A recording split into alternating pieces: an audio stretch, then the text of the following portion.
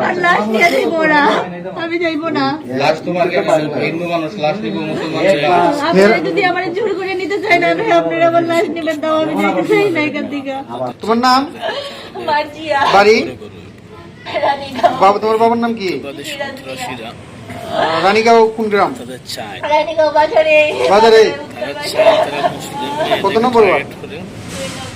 2 নম্বর word. আমার মোবাইলটা আপনারা লইয়া দিন, আমার মোবাইল আমি সব তো আমার রাখছি। সম্পর্ক কতদিনের? 3 বছরে। 3 বছরের। এখন আর ওর পরিচয়টা একটু বলো তো। ওই যে ছেলের পরিচয়।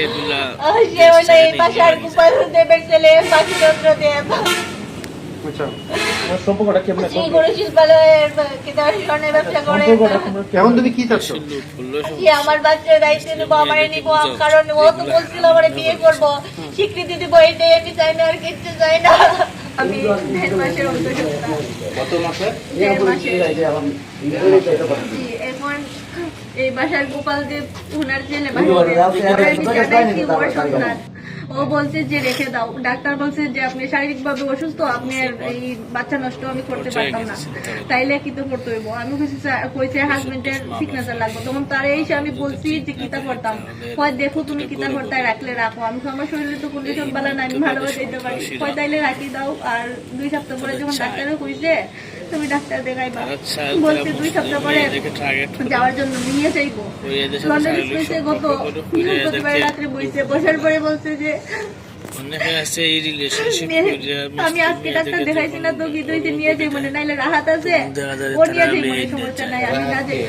ওর ছোট ভাই